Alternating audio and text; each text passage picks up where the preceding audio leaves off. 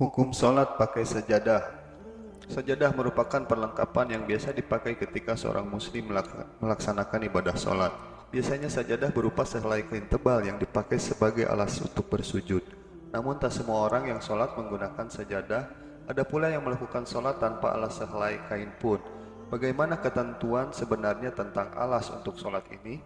Dalam kitab Al-Muntaqa karya Abdul Barokat Abdus Salam Ibnu Taimiyah Al-Harani disebutkan dalam kitab sholat, yaitu bab sholat di atas bulu, karpet, dan alas lainnya.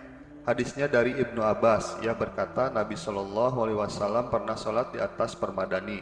Hadis riwayat Ahmad dan Ibnu Majah. Dari Al-Mughirah bin Syu'bah, ia berkata Rasulullah Shallallahu Alaihi Wasallam biasa sholat di atas tikar dan kulit yang disamak. Hadis riwayat Ahmad dan Abu Daud.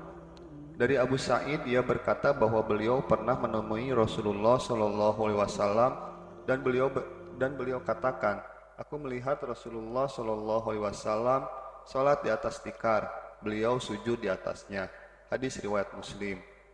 Hukum salat pakai sajadah sudah dikenal sejak zaman Rasulullah.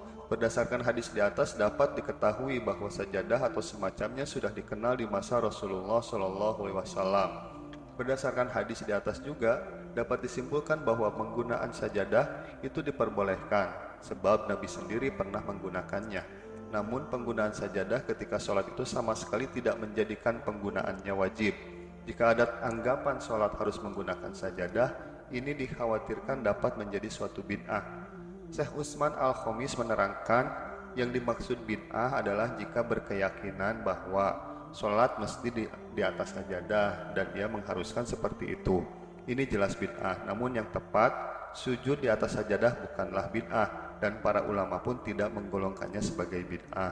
Nabi Shallallahu Alaihi Wasallam terkadang sholat di atas khumroh atau tikar kecil, terkadang pula sholat di atas tanah, juga kadang sholat di atas hasir atau tikar dengan ukuran lebih besar.